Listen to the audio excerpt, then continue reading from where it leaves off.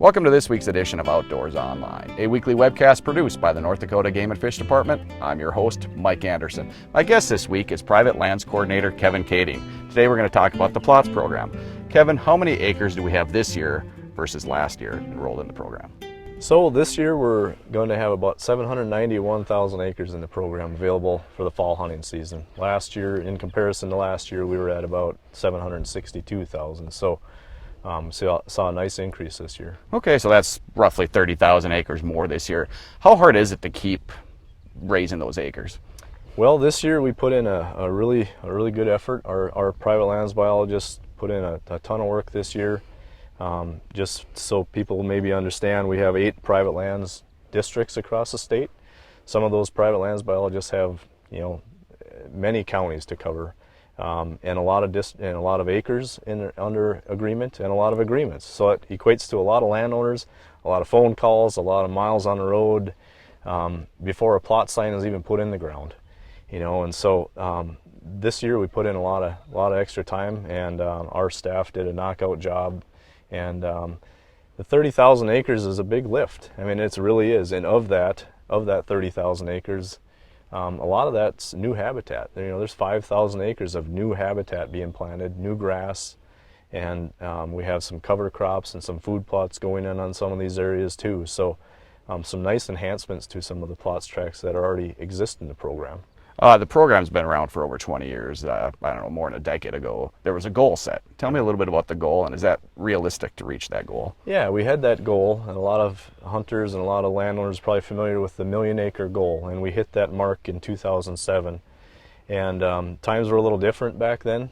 We had a lot more opportunities for landowners to enroll into CRP, and then in turn enroll that CRP into the PLOTS program. And that CRP is about half of what it used to be anymore, and so that those opportunities aren't as prevalent as they once were, and so because of that, that's part of the reason. But we've also just taken a good look at our program, and we're down from that million acres. Obviously, we still want that as our goal to try to reach that million acres, but what we've really focused on more in the last 3 or 4 years has been increasing the habitat quality on the acres that we have, and then also on new acres that are being enrolled. And so we could probably turn around tomorrow and put 1 million acres in the program, but that wouldn't be what the hunters would want to see. They wouldn't be the quality habitat that hunters are looking for. So we'd rather spend our time on the good quality acres. What are you hearing from your biologists from around the state, Kevin? How are the PLOTS acres looking so far this year? I think it's going to be a good year. I mean, like I mentioned earlier, there's a lot of new habitat being put on the landscape.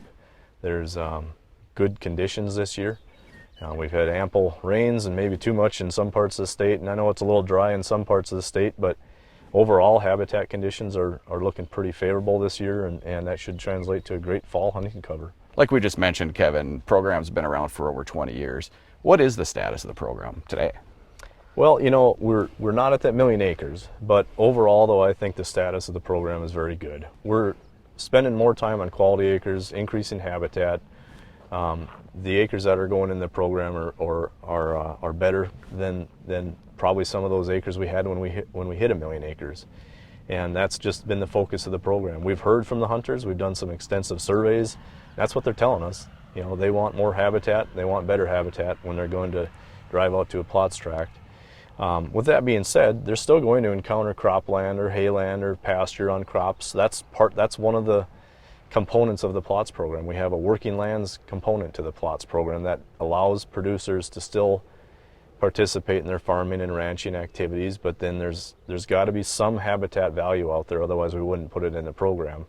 And so they're still going to encounter that. But overall the program's still looking pretty good, despite having we used to have a lot of focus on CRP, a lot of CRP that was enrolled in the early 2000s and throughout the 2000s. That opportunity just isn't there as much anymore with less CRP on the landscape. But we're still trying to make up for that in areas that we can. Do you guys have any new ways of reaching landowners to get enrolled into the PLOTS program?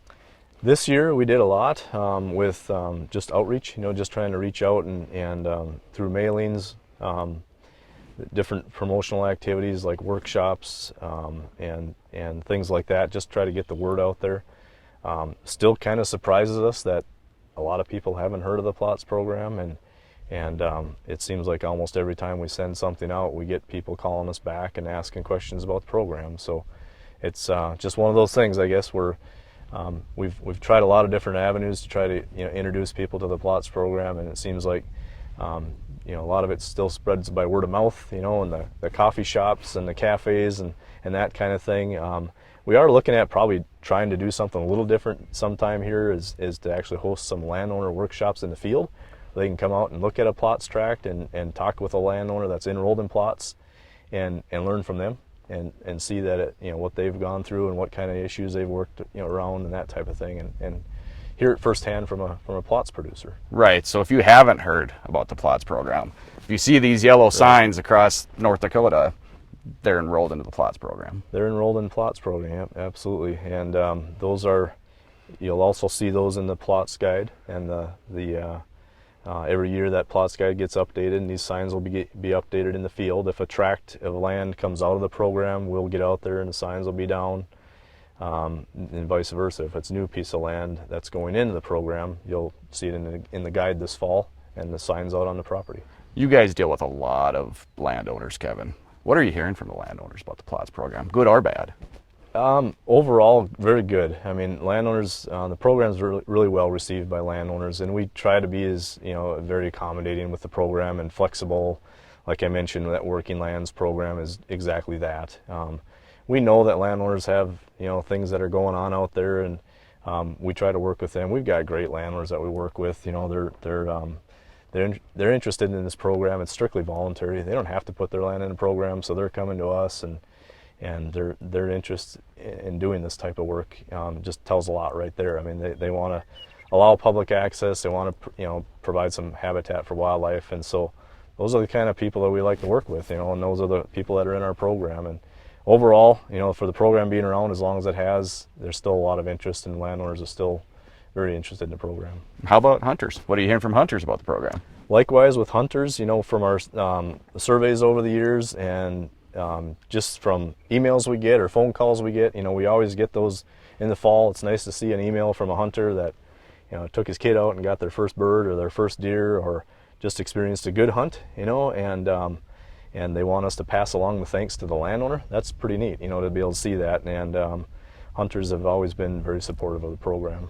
We're on top of the game with technology as well. Explain, you said you can get the PLOTS guide, but there's other ways to get it too. Yep, actually PLOTS guides, the actual printed version, the number of those being distributed every year seems to drop a little bit because people are turning more to the smartphones and the apps and the online services that we have available.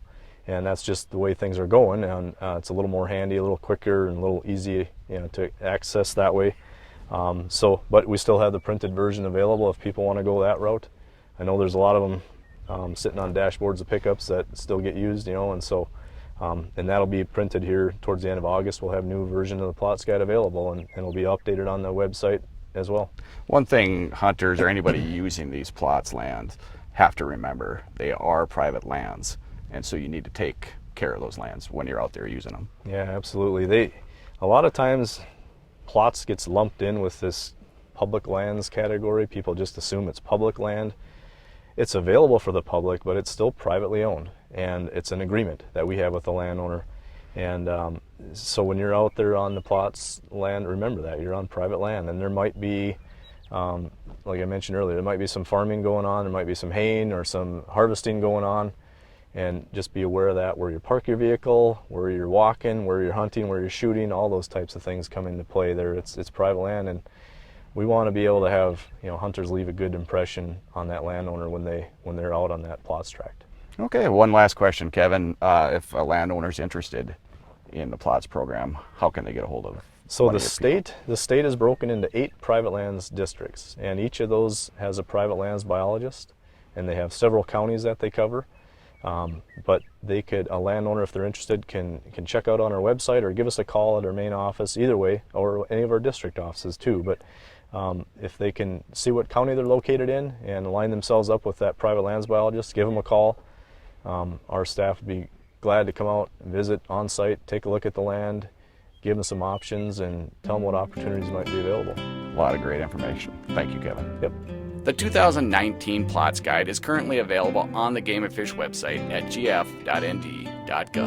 or you can download to your smartphone and GPS device. The printed copy of the 2019 PLOTS Guide will be at vendors soon. For Private Lands Coordinator Kevin Kading and the rest of the staff here at the Game & Fish Department, thanks for joining us for this week's Outdoors Online. We'll see you again next week.